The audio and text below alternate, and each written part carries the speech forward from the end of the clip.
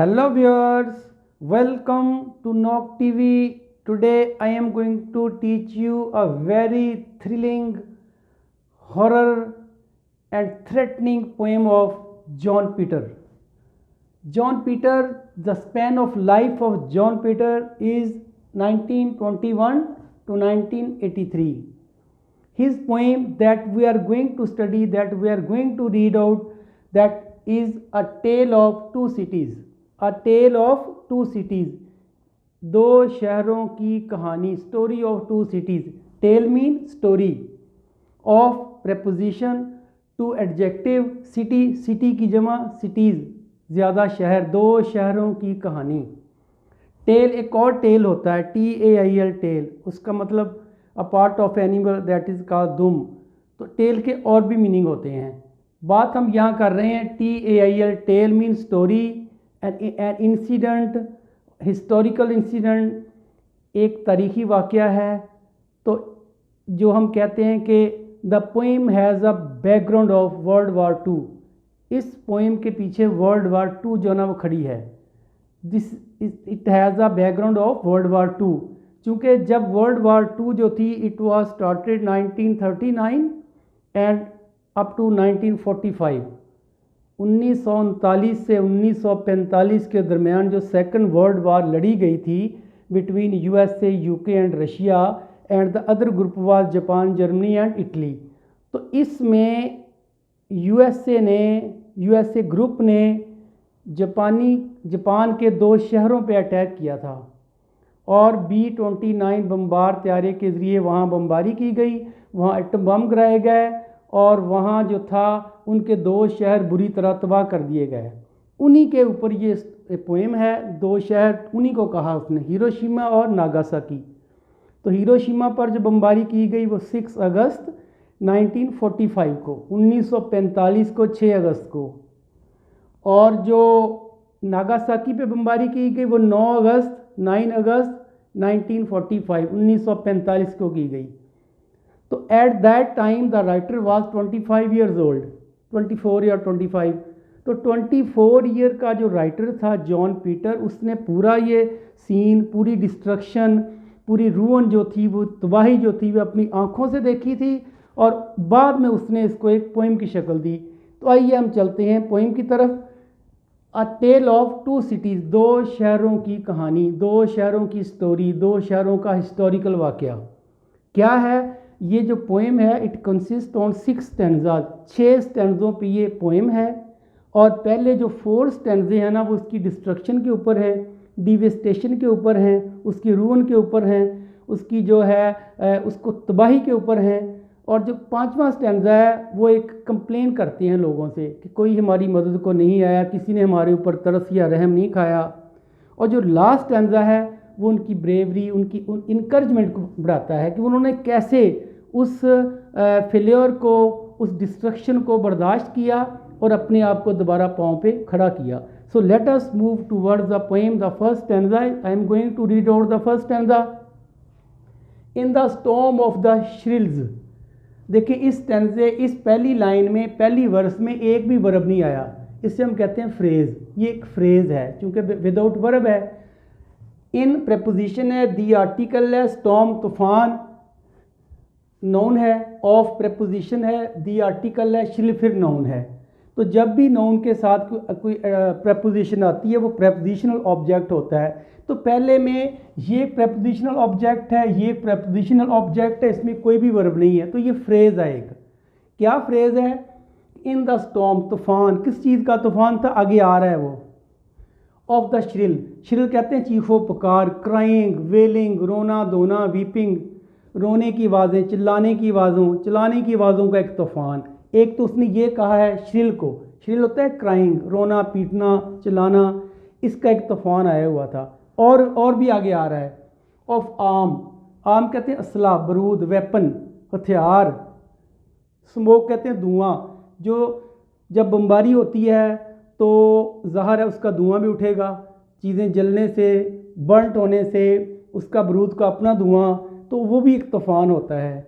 And the drill, drill कहते हैं the movement of army, फौजी मूवमेंट, जो फ़ौजी जो अपने जौहर दिखा रहे थे वहाँ, जो अपने फ़नी कमालात दिखा रहे थे, जो बमबारी कर रहे थे, उनकी बात यहाँ कर रहा है। अब देखें, इन the storm of the shrill of arm smoke and the drill, कह रहा है कि चीखो पुकार के तूफ़ान में असले की नुमाइश कर रहे थे फ़ौजी और धुआं उठ रहा था। मतलब ये तबाही का पहला मंजर है। जब बमबारी होती है स्मोक भी उठ रहा था, असला भी चल रहा था, और ये कौन कर रहे थे? ड्रिल। ड्रिल से मुराद यहाँ फ़ौजी मूवमेंट है, आर्मी की मूवमेंट है।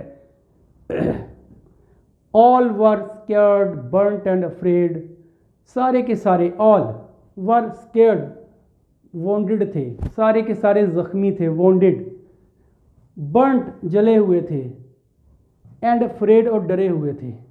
अच्छा यहाँ देखें, अफ्रेड जो है ना, ये एक एडजेक्टिव है, बर्नट भी एक एडजेक्टिव है, स्केयर्ड भी एक एडजेक्टिव है। असल में स्केयर्ड वर्ब भी है, एडजेक्टिव भी है, बर्नट वर्ब भी है, एडजेक्टिव भी है, लेकिन अफ्रेड जो है ना वो ओनली एडजेक्टिव है, ये वर्ब नहीं है। अब एडजेक्टिव जो है वो एंड के साथ जुड़ा हुआ है, एंड कंजंक्शन है, और आपको ये पता है कंजंक्शन जो है जो दो एक जैसी चीज़ों को जोड़ता है। कभी हो नहीं सकता कि एक वर्ब हो और एक एडजेक्टिव हो और उसको कंजंक्शन जोड़ दे, ऐसा नहीं हो सकता। कंजंक्शन जोड़ता ही एक जैसी चीज़ों को है। तो इस अफ्रेड ने हमें बताया कि ये भी एडजेक्टिव है, तो ये भी एडजेक्टिव ही हैं। अगर ये एडजेक्टिव हैं तो वर्ब के साथ थर्ड फॉर्म क्यों आई है?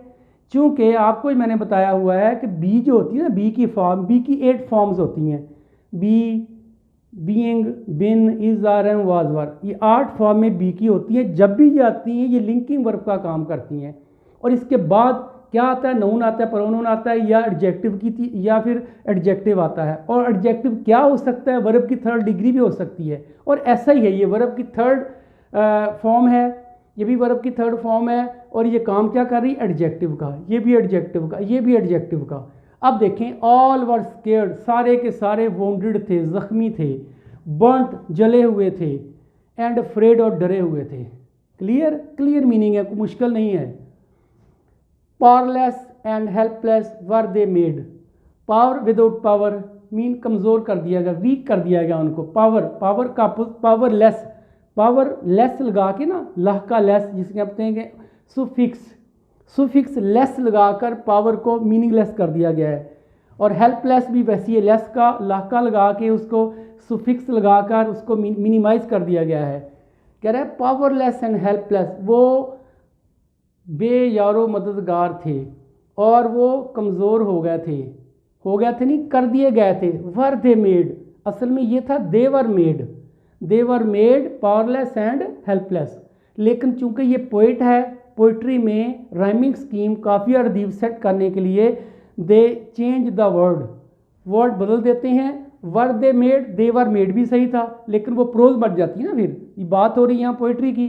तो वर दे मेड, उनको कर दिया गया, उनको बना दिया गया। क्या बना दिया गया? वीक कर दिया गया, और उनको बेबस कर दिया गया, उनको बेबस और कमज़ोर कर दिया गया।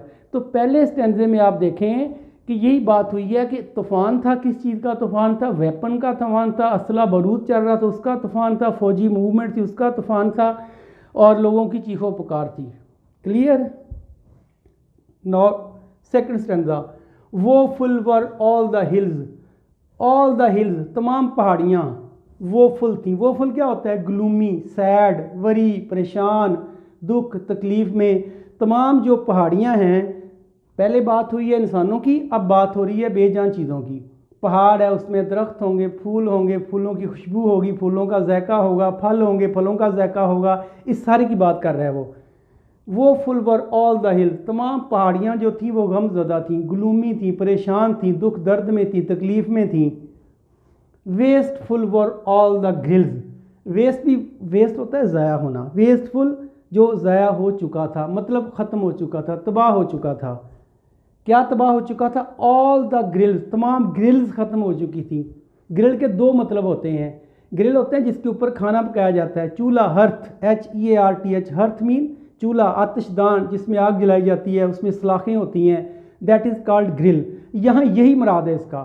ग्रिल से मुराद है यहाँ चूल्हा, चूल्हे से मुराद है घर, यहाँ घर उजड़ चुके थे, मतलब there was no fire in the house for cooking, घर में खाना पकाने का जो सिस्टम है, घर ही उजड़ चुके थे, ग्रिल कह दिया उसने और साथ वेस्टफुल कह दिया, तमाम के तमाम घर उजड़ चुके थे। Clear. None to share their moan, उनकी मोन को शेयर करने वाला कोई नहीं था।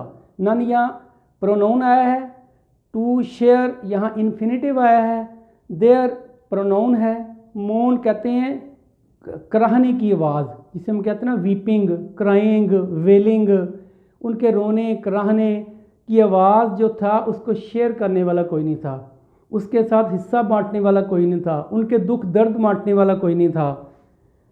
None to listen their groans, groan होता है सिसकियाँ, वेलिंग, वीपिंग, वीपिंग साइलेंटली, उनकी सिसकियाँ, ग्रोन सिसकियाँ, मोन्स कराहना, कराहने की आवाज़ें, पेनिंग, उनकी सिसकियाँ, लेस, अच्छा लेस जो है ना, लेस, लिटल, लेस, लीस्ट, ये एडजेक्टिव है, लिटल, लेस, लीस्ट और लास्ट ये एडजेक्टिव है, उसने लेस के आगे ई एन लगा के लिसन उसको वर्ब बना लिया है। इसका मतलब होता है टू डिक्रीज, टू मिनिमाइज, कम करना, घटाना। नन कोई नहीं था, टू लेस, टू लिसन कम करने वाला, क्या, देयर ग्रोन, उनकी सिसकियाँ, उनकी सिसकियाँ, उनके आंसू पूंछने वाला कोई नहीं था। तो आपने देखा सेकंड स्टैंजा में भी डिस्ट्रक्शन है।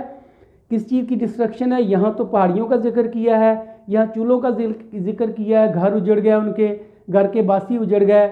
यहाँ उसने जिक्र किया है कि उनके कराहने की आवाज़ें जो हैं, मोर्निंग जो है, वेलिंग जो है, वीपिंग जो है, क्राइंग जो है, उसको शेयर करने वाला भी कोई नहीं था और उनको मिनिमाइज करने वाला भी कोई नहीं था, उनको कम करने वाला भी कोई नहीं था, उनको तसल्ली देने वाला भी कोई नहीं था। नेक्स्ट स्टैंजा, द फ्लावर्स, फूल, फ्लेवर्स, फ्लेवर क्या होता है? जायका होता है। There are two types of जायका, रंग भी हो सकता है वो, एक चखने में, एक देखने में, आँखों को देखने जो अच्छे लगते हैं, खूबसूरत फूल लगते हैं, और जायका जो फ्रूट होते हैं उनको जायका चख के किया जाता है, दोनों को फ्लेवर ही कहते हैं। कह रहा है उनके जायके या रंग, फूलों के जायके, all smashed, smashed mean dashed, ruined, devastated, destructed, फूलों और उसके जायके ख़त्म हो चुके थे, मर चुके थे, डेड हो चुके थे। बर्nt, क्रश्ड एंड ऑल डैश्ड, ये और आगे उसको उसी को एक्सप्लेन कर दिया है। ये सारे सिनोनिम्स हैं। सिनोनिम होता है तबाह कर देना, सारे तबाही के वर्ड हैं ये। देखें, बर्nt, क्रश्ड एंड डैश्ड, स्मैश्ड, ये सारे के सारे जो है ना, ये डिस्ट्रक्शन का ही मीनिंग देते हैं, डिवेस्टेशन का ही मीनिंग देते हैं। बर्nt, जल गए थे वो, क्या जल गए थे? ये फ्लावर और उनका फ्लेवर। क्रश्ड, कुचले गए थे वो। Dashed and all dashed, dash भी होता है टकरा जाना, ख़त्म हो जाना, टुकड़े टुकड़े हो जाना, पीसेस हो जाना, टू टर्न इनटू पीसेस। वो सब ख़त्म हो गए थे, तबाह हो गए थे, कुचले गए थे और जल गए थे। क्या, किसकी बात हो रही है? फ्लावर एंड फ्लेवर्स की। Clear. And all passed through the grind, all फिर प्रोनाउन है और इस वर्ब के साथ आया है, पास्ट के साथ थ्रू लगा है, ये वर्बल फ्रेज है। ऑल सारे के सारे, पास्ड थ्रू गुजर गए थे, कहाँ से गुजर गए थे? दी ग्राइंड, ग्राइंड कहते हैं पीसना, वर्ब होता है, लेकिन यहाँ एज ए नाउन यूज़ हुआ है। कैसे? दी लग गया है, दी आर्टिकल होता है। तमाम के तमाम एक चक्की में पिस गए थे, ग्राइंड, ग्राइंडर इससे निकला है ना, एक जो थे ना वो, एक जिसे कहते ग्राइंड हो गए थे, सारे के सारे पिस गए थे, तबाह हो गए थे। मतलब ग्राइंड भी वही मीनिंग देता है जो डैश्ड, स्मैश्ड, क्रश्ड, बर्nt मीनिंग देते हैं। वो सारे के सारे ख़त्म हो गए थे। Living there nothing behind, behind होता है पीछे, पीछे कुछ नहीं छोड़ा था उन्होंने, पीछे कुछ नहीं बचा था। लिविंग होता है छोड़ना, देयर वहाँ, नथिंग कुछ नहीं, बिहाइंड पीछे, पीछे कुछ नहीं बचा था। मतलब everything was destroyed, everything was devastated by the enemy with the bombardment, bombardment के साथ जो पूरे का पूरा उनका जो एवरीथिंग वाज डिस्ट्रॉयड, हर चीज़ को तबाह कर दिया गया था। 3 स्टैंजा, चौथे स्टैंडे की तरफ हम बढ़ते हैं। नो आई कुड लुक, यहाँ ना उसकी डिस्ट्रक्शन की ना एक ऐसी लुक बता रहा है कि किसी आँख ने नहीं देखा ऐसा मंजर, ऐसी तबाही किसी आँख ने नहीं देखी। फिर देखें, नो आई कुड लुक, कोई आँख नहीं देख सकती थी, क्योंकि इतना डिस्ट्रक्शन है, इतनी जो है वो तबाही है। उसने कहा कि किसी आँख के बस की बात नहीं है, ये कोई आँख देख कर पुरसकून रहे, ये हो नहीं सकता। आँख देखे और उससे आंसू ना निकले, ये पॉसिबल नहीं है। तो ऐसा ही हुआ, नो आई कुड लुक, कोई आँख नहीं देख सकती इसको, इतने जुल्म को कोई आँख नहीं देख सकती थी। The explosion that took, explosion कहते हैं बारूद, जो बारूद वहाँ फेंका गया, द टुक जो वहाँ फेंका गया विद द B-29 बम्बारमेंट त्यारे के ज़रिए, वहाँ जो एक्सप्लोजन फेंका गया, जो वहाँ वेपन फेंके गया, जो वहाँ बमबारी की गई, वो कह रहा है कोई नहीं देख सकता, किसी की आंख नहीं देख सकती, इतना जुल्म किया गया। The lives of two glories, दो शहरों की ज़िंदगियाँ, लाइव्स लाइफ की जमा, लाइफ एक ज़िंदगी, लाइव्स ज़्यादा ज़िंदगियाँ, ऑफ टू ग्लोरीज, यहाँ टू सिटीज़ आया, यहाँ उसी टू सिटीज़ को टू ग्लोरीज कह दिया। ग्लोरी नाउन होता है, is it clear? Glory noun है, ग्लोरीज जमा है, चूँकि दो शहरों की बात कर रहा है। उसने कहा है कि the lives of two glories, दो इसके शहरों के साथ साथ ना शानदार ब्यूटीफुल शहरों का भी आ गया है, चूँकि ग्लोरी लगा दिया उसने। दो खूबसूरत जो थे वो एक flourishing city and crowded city जो थे ना, उसने कहा उनकी ज़िंदगियाँ जो थीं वो क्या हुआ ज़िंदगियों को, in the moments of Furies, वो चंद लम्हों के अंदर अंदर ही राख का ढेर बन गई। इन द मोमेंट्स कहते हैं लम्हात, और फ्यूरी, फ्यूरी कहते हैं ब्रूटैलिटी, जो जुल्म के साथ बमबारी की जाए, ब्रूटैलिटी, ब्रूटैलिटी ब्रूटनेस। तो उसने कहा फ्यूरीज, जुल्म की इंतहा। उसने कहा था कि इसके साथ साथ जो थी वो उस जुल्म की इंतहा की गई, और देखते ही देखते चंद लम्हों में दो जो शहर थे टू ग्लोरीज वो तबाह हो गए, वो ख़त्म हो गए। ये चार जो थी, चारों में उस वर्ल्ड वार 2 के पस मंज़र में चारों में होने वाली नागासाकी की जो डिस्ट्रक्शन है उसका जिक्र कर रहा है, और हिरोशिमा का जिक्र कर रहा है। दोनों शहर जो 2-3 दिन के वक्फे के बाद बमबारी के बाद ख़त्म कर दिए गए, उन्हीं की बात कर रहा है। ये 4 स्टैंज़ों में उसने ये बताया डिस्ट्रक्शन का। आगे वो बताना जा रहा है, all was done by a nation, ये सारा कुछ किसने किया था? ये सारा कुछ एक नेशन ने किया था, एक कौम ने किया था। कौन सी कौम थी वो? पावरफुल कौम थी या सुपर पावर थी वो? देखते हैं कौन सी। ऑल वॉज डन, फिर ऑल जो है ये प्रोनाउन है, वॉज डन पैसिवाइज है, किया गया, ये सारा कुछ किया किसने किया? बाई अ नेशन, एक कौम ने किया। हु, आगे वो कौम कौन सी है? आगे हु बता रहा है, हु से मुराद है ये कौम। Who in her wild passion, उसने अपने वाइल्ड पैशन में किया। वाइल्ड कहते हैं जंगली, ब्रूटैलिटी, जिसने अपने वहशीपन में ये सारा कुछ किया। वाइल्ड पैशन का तर्जमा करेंगे वहशीपन, ब्रूटैलिटी, यानी with action with brutality, action with killing action उसने किया। Who in her wild passion, जिसने अपने वाइल्ड पैशन में, जिसने अपने जंगली पैशन में, जंगी जुनून में जिसने क्या किया? केयर्ड नॉट, केयर नहीं की उसने। केयर करना, ख्याल रखना, एहतियात करना, उसने केयर नहीं की फॉर द ह्यूमन राइट्स, इंसानी हकूक़ की। फॉर प्रेपोजिशन है, द आर्टिकल है ह्यूमन राइट्स की, इंसानी हकूक़ की उसने परवाह नहीं की। अपने जुल्म की वजह से, अपनी ब्रूटैलिटी की वजह से उसने किसी इंसानी हकूक़ की परवाह नहीं की। और साथ उसने एक शिकवा और कर दिया है, नन सेव्ड, नन फिर प्रोनाउन है, किसी ने नहीं बचाया। सेव होता है बचाना, रेस्क्यू करना, तो किसी ने नहीं बचाया देम उनको, फ्रॉम से डेडली फाइट्स, इस मोहलक जंग से, इस किलिंग फाइट से, इस किलिंग वॉर से, किलिंग बैटल से किसी ने नहीं उनको बचाया। No one came to help them, उनकी मदद करने कोई नहीं आया। यहाँ तक ये एक 5 स्टैंज़ा है, ये कंप्लेंट है, एक शिकवा किया उन्होंने। लास्ट स्टैंज़ा देखते हैं, बट हाउ मच ग्रेट वर दे, लेकिन वो कितने अजीम लोग थे। बट हाउ मच ग्रेट वर दे, वो कितने अजीम लोग थे। ग्रेट, अजीम, एक ग्रेट और होता है GRATE, ग्रेट, उसका माना होता है कुछ चीज़ रब करना, रगड़ना। ग्रेटर उसका मतलब होता है रगड़ने वाला, चावा भी कहते हैं उसको। तो ग्रेट रगड़ना, GRATE, लेकिन GREAT ग्रेट होता है अजीम। वो कितने अजीम लोग थे। हाउ मच, ये एक उनकी इंटेंसिटी को बढ़ाया जा रहा है, कितने अजीम लोग थे वो। Who bore the pains of black day, black day की जिसने परेशानियों को बर्दाश्त किया, वो कितने लोग थे जिन्होंने इस ब्लैक डे की पेन्स को बर्दाश्त किया। उसने इस जो नागासाकी और हिरोशिमा पे हमला किया गया था ना, उसको उसने ब्लैक डे कहा है। ब्लैक डे कहा है, उसका नाम रखा है ब्लैक डे। उस ब्लैक डे में क्या किया उन्होंने, बर्दाश्त किया पेन्स को। पेन से मुराद है यहाँ वरीज, पेन से मुराद यहाँ ग्लूमिनस, पेन से मुराद यहाँ सैड, परेशानियाँ, तकलीफ़ें, दुख, दर्द जो उन्होंने बर्दाश्त किए। पीछे आया ना, मोन्स, groans, smashed, dashed, crushed, burned, ये सारा जुल्म जो था उन्होंने बर्दाश्त किया, इसलिए उनको ग्रेट कहा है, उसको पेन्स कहा है। ये उन्होंने पेन किया, बर्दाश्त किया।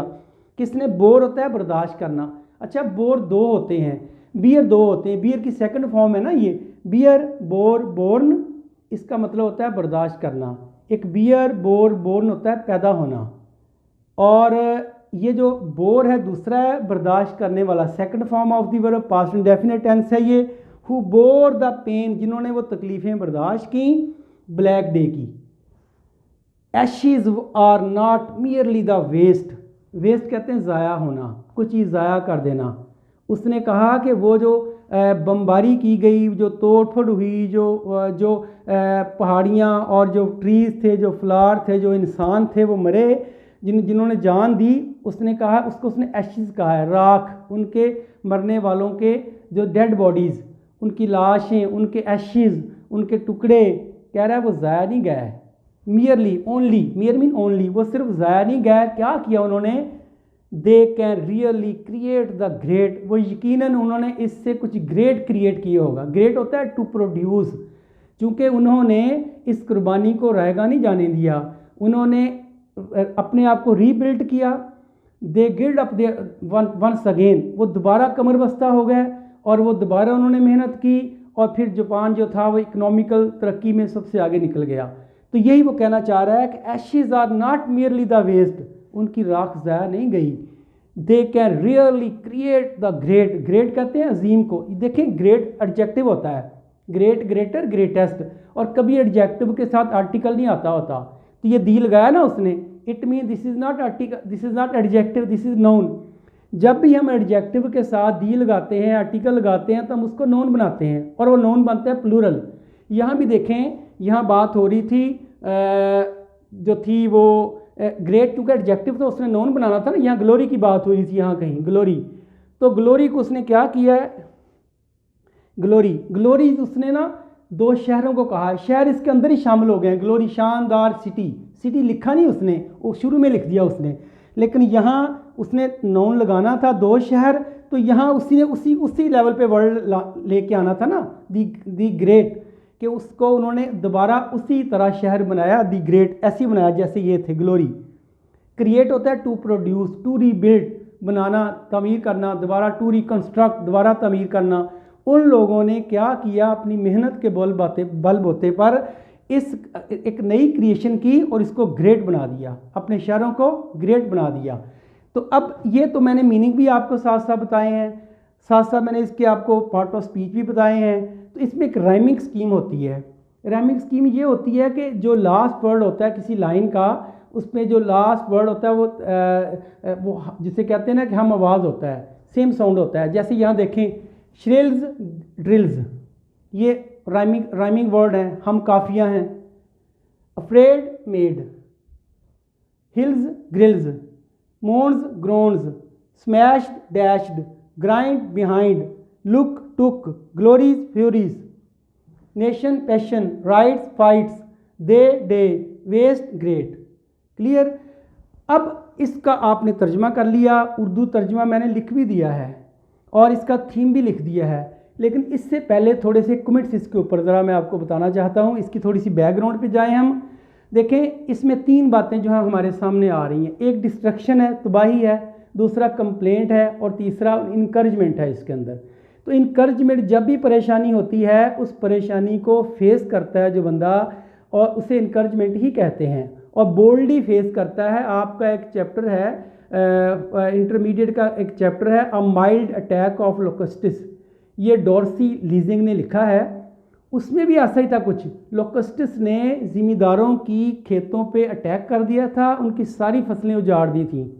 But they don't lose heart, they gild up their lines, they sow new seed in their fields and grow new crops and that was very good experience for them, क्योंकि खुदा ताला जो है वो बंदा झाड़ता है, खुदा ताला बनाता है। उन्होंने भी ऐसे किया, एक अपनी हिम्मत नहीं हारी, बल्कि वो जो थी वो दोबारा उस अपने काम में लग गए। अगर आपने इसकी ये तो इसकी इसने बताया ना, पीटर साहब ने, जॉन पीटर ने बताया क्या क्या डिस्ट्रक्शन हुई थी। अगर आपको इसकी इन डिटेल में जाना है, डिस्ट्रक्शन और देखनी है, तो आपका एक चैप्टर है बीए का है, बीए में जाके है नागासाकी अगस्त 9, 1945। ये पूरे चैप्टर का नाम है, नागासाकी अगस्त 9, 1945 चैप्टर का नाम है ये। तो ये जो है चैप्टर, ये एक प्रोफेसर है नागासाकी यूनिवर्सिटी में। वो जब ये 1945 में जब ये वर्ल्ड वार 2 हुई ना, तो वहाँ स्टूडेंट थे, वो वहाँ स्टूडेंट थे, और उन्होंने 19 ईयर के थे वो, उस वक्त पढ़ रहा था, स्टूडेंट थी वो, गर्ल थी। तो जब उसने अपनी आँखों से ये डिस्ट्रक्शन देखी, फिर जब वो वहाँ नागासाकी में प्रोफेसर लगी, नागासाकी यूनिवर्सिटी में, फिर उसने ये ऐसे लिखा, उस ऐसे का नाम है नागासाकी अगस्त 9, 1945। और उस गर्ल का नाम, उस राइटर का नाम था मिचिटू इचिमारो। ये एक जापानी नाम है, उन्हीं की लैंग्वेज में है। तो अगर आपने डिटेल पढ़नी है तो आप पढ़ सकते हैं, नागासाकी अगस्त 9, 1945। इसी तरह जब हम इसके दूसरे तरफ जाते हैं, यहाँ देखिए उसने हेल्प मांगी है, उसने कहा कोई हमारी हेल्प करने के लिए नहीं आया। तो इसका पूरे का जो ओवरऑल है वो अब मैं बात करता हूँ आपको थीम की तरफ। उससे पहले आप देखें, उर्दू तर्जमा लिख दिया मैंने, उर्दू तर्जमा आपको हर जगह मिल जाएगा लिखा हुआ, फिर भी मैंने लिख दिया है। Late us move toward the theme. इसका थीम क्या है? Atomic bombardment is a total destruction. पहली बात ये बताई उसने कि जो एटॉमिक बम्बारी है ये टोटल तबाही है।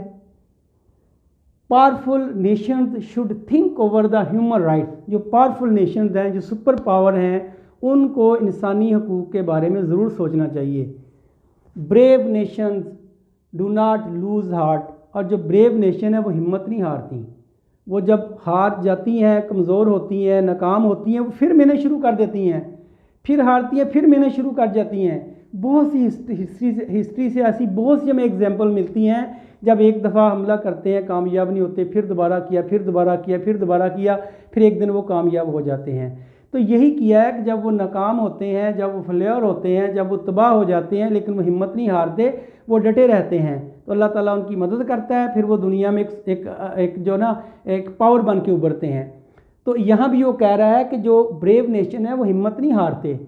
They face the deadly fights. वो इस जंगों को, इस मोहलक, इस किलिंग जंगों को बर्दाश्त करते हैं, करेजियसली, बड़ी जुर्रत के साथ फेस करते हैं। फिर क्या होता है? दे रीबिल्ड देयर नेशन। फिर अपनी कौम को वो दोबारा तमीर करते हैं, कौम की दोबारा तमीर करते हैं।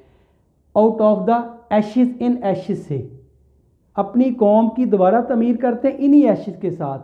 तो फिर वो क्या करते हैं? अपनी कौम को दोबारा बिल्ड करते हैं और वो हिम्मत नहीं हारते। तो ऐसे लोग जो हैं वही दुनिया में कामयाब होते हैं। इससे हमें यही मिलता है कि हम जो है मुश्किलात को बर्दाश्त करें, मुश्किलात को फेस करें, ब्रेवली फेस करें, और one day you will be successful इंशाल्लाह। Thank you very much for watching my video till last.